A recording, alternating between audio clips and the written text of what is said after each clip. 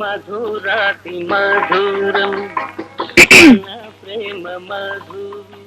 ఏమండి రండి రండి లోపలికి రండి.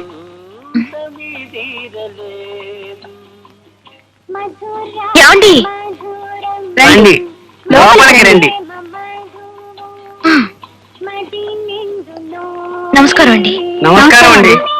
ప్రియా, ప్రియే, నేను మీతో సంప్రదించాలని వచ్చాను. చాలా సంతోషం. విషయం ఏమిటో చెప్పండి. ప్రియా, ప్రియే, మీరేమిటండి నిమిషం నిమిషానికి ప్రియే ప్రియా అంటున్నారు? క్షణం క్షణం తలుచుకోవటం, ప్రతి క్షణం పిలుచుకోవడం వీర ప్రేమికుల లక్షణం. ప్రియా ప్రియే, ప్రియా, ప్రియే. అస్తమాను ఇలా అంటుంటే ఈ పుస్తకాలు ఎప్పుడు రాస్తారు? ఎలా రాస్తారు? నేను వంటగదిలో ఉన్నప్పుడు, విరహంతో నేను రాస్తాను. నేను బాత్రూమ్ లో ఉన్నప్పుడు వేదనతో నేను రాస్తాను. ప్రియా, హఠాత్తుగా ఉండాలా? అరవద్దు చెప్పండి, అడుగు చూస్తున్నాను ప్లీజ్. నువ్వు వెళ్ళి కాఫీ తీసుకొస్తావా ప్రియే? ప్రియా, ప్రియే, ప్రియా, ప్రియే. మై గాడ్, నిజంగా మీరు వీర ప్రేమికులే కాదు, అరివీర భయంకర బీభత్స ప్రేమికులు. Thank you. ఇంతకీ మీరు వచ్చిన విషయం? నేను ఒక అబ్బాయిని ప్రేమిస్తున్నాను. ఆ విషయం చెప్తే అతని హృదయం స్పందిస్తేనే ప్రేమ పుడుతుంది అంటున్నాడు. ఎలాగండి స్పందింపజేయటం? స్పందన, హృదయం అనే మాటలు మామూలు ప్రేమికులకు సంబంధించినవి. కానీ మాలాంటి వీర ప్రేమికులకు ప్రేమ పుట్టడానికి కారణం చూగుకుం. చొగుకు అంటే ఏమిటి? నడక్కు. వీర ప్రేమికుల తారక మంత్రం చూగుకుం. ప్రచండ ప్రేమికుల పంచాక్షరీ మంత్రం చూగుకుం. గండరగండ ప్రేమికుల గాయత్రి మంత్రం చూగుకుం. అంటే మీ ప్రేమ చుగుకు వల్ల పుట్టిందా? అవును. పరిచయం లేని ఇద్దరం ఒకే బస్సులో ఎక్కాం.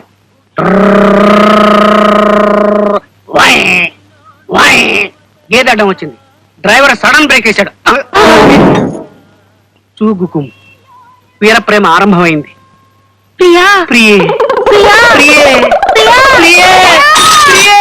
అబ్బా, అసలు విషయం చెప్పేశారు. చుకుకుం, చుకుకుం.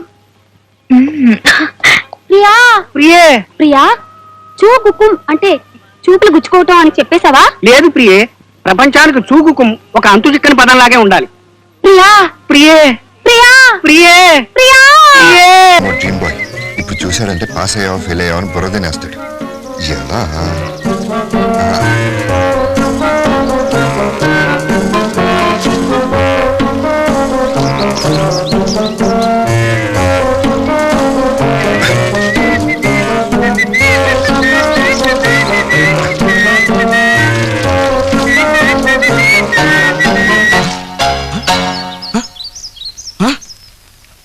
Hello hello hello pipe testing 1 2 3 1 2 3 1 2 3.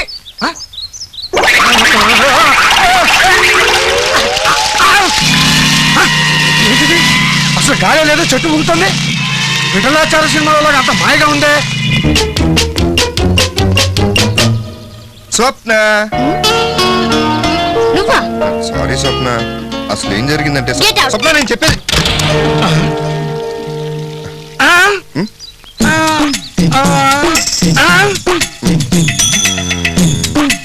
ఏమిటై అంత దీర్ఘంగా ఆలోచిస్తున్నావు? ఇంటి పైకప్పు దేంతో వేద్దావా అని. వేసిన కప్పు కూల్చకుండా ఉంటే చాలు, ముందు నువ్వు కింద దిగిరా. సరే మీ బ్యాడ్ లక్. పైకి ఎందుకు వెళ్ళావయ్యా? మీరు పైన ఉన్నారనుకుని పైకి వెళ్ళాను అంకుల్. అరే ఇదేంటి నీళ్ళు లేకపోయినాయి?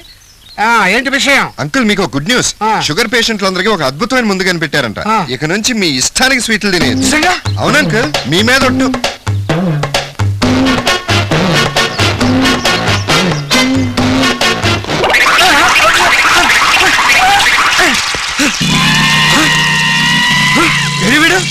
ఓహో తిండ్రా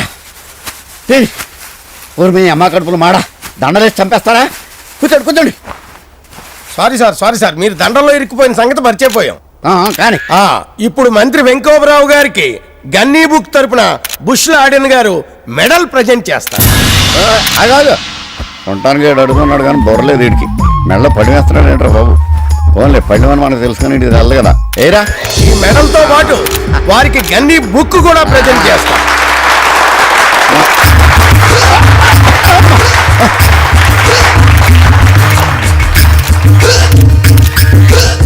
నాకు చాలా సంతోషంగా ఉంది. అలాగే చాలా బాధగా కూడా ఉంది. సంతోషం ఏమిటంటే లాడెన్ బుష్ గారు బుష్ లాడెన్ గారు బుష్ లాడెన్ గారు ఎక్కడో అమెరికా నుంచి అంత దూరం నుంచి నా కోసం రావడం సంతోషం. ఇంకా బాధ ఏమిటంటే ఆయన ఇక్కడికి వచ్చి ఎంతో డబ్బు ఖర్చు పెట్టుకుని ఓ 5 స్టార్ హోటల్లో దిగడం. అందుకని గన్నీ బుక్ కమిటీ వారికి ముందు ముందు ఇలాంటి ఇబ్బందులు లేకుండా సొంత గెస్ట్ హౌస్లు కట్టుకోవడానికి మన అసెంబ్లీ పక్కనే 500 ఎకరాలు కేటాయిస్తానని వాగ్దానం చేస్తున్నాను. Are you happy? ఏంటి అసెంబ్లీ పక్కన 500 ఎకరాల ఎక్కడుంది? అది పబ్లిక్ గార్డెన్ కదా. ఇంకా నయం, అసెంబ్లీ రాసిస్తానం లేదు. మీ వాగ్దానం ప్రెస్ వాళ్ళకి నచ్చినట్లేదు. రేపు పేపర్లో ఏం రాసేస్తారో ఏంటో. నేనున్నాను కదా, వాళ్ళకి ఎలా జలకిస్తానో చూడు. మా జర్నలిస్ట్ సోదరులందరికీ కూడా సొంత ఇల్లు కట్టుకోవడానికి గాను అసెంబ్లీ పక్కన ఉన్నటువంటి పబ్లిక్ గార్డెన్ కేటాయిస్తున్నాను. ఒక బ్యాడ్ న్యూస్, ఒక గుడ్ న్యూస్, ఏది ముందు చెప్పంటారు? గుడ్ న్యూసే ముందు చెప్పు. నిన్న జరిగిన గన్నీ బుక్ సన్మానం గురించి పేపర్ వాళ్ళు బ్రహ్మాండంగా రాశారు. కవర్ చేయక ఏం చేస్తారా? అలా కవర్లు పంపించాను కదా. మరి బ్యాడ్ న్యూస్ ఏంటి? మీ కోర్టు నుంచి అరెస్ట్ వారెంట్ వచ్చింది సార్. మినిస్టర్ని కదా, నన్ను ఎలా అరెస్ట్ చేస్తారా? అసెంబ్లీ స్పీకర్ పర్మిషన్ తో వచ్చారు సార్. ఎందుకు సార్ నన్ను పిలిపించారు? మీ మీద కేసు పెట్టారు. ఎవరు? నేను ఎవరమ్మా నువ్వు? నిరుద్యోగిని. ఏంటి నీ ప్రాబ్లం?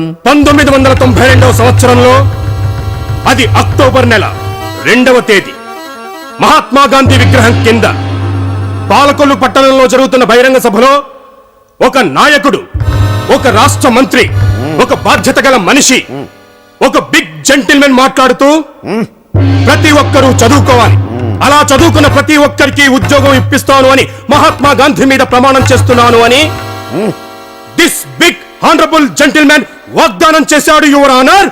ఆ వాగ్దానాన్ని నమ్మిన నా కన్న తండ్రి నా కోసం, నా చదువు కోసం ఉన్న ఆస్తిని, ఉన్న ఇంటిని, ఒక మేకను, 2 కోళ్లను, ఒక బండిని, ఒక సైకిల్ని, చివరికి నా పెళ్ళ మెడలో మంగళసూత్రాలు తెగనమ్మి డిగ్రీ సంపాదించాను యువర్ ఆనర్.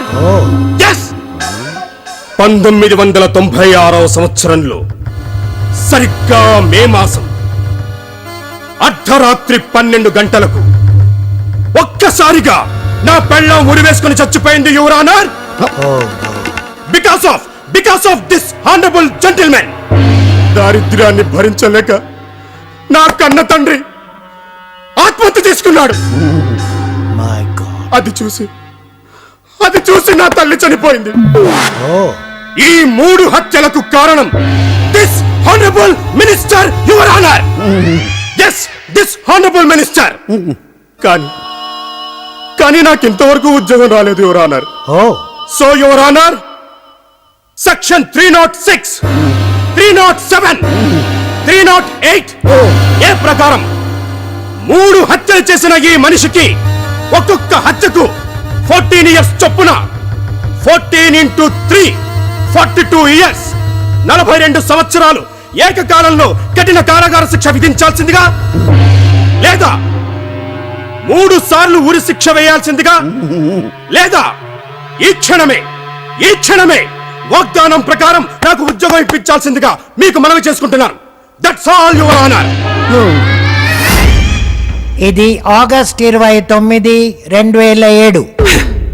ఈ నిరుద్యోగికి ఉద్యోగం ఇప్పిస్తానని చేసిన ప్రామిస్ ని నిలబెట్టేదాకా ఈ మినిస్టర్ ఈ నిరుద్యోగికి నెలకు 25,000 శాలరీ చెల్లించాలి.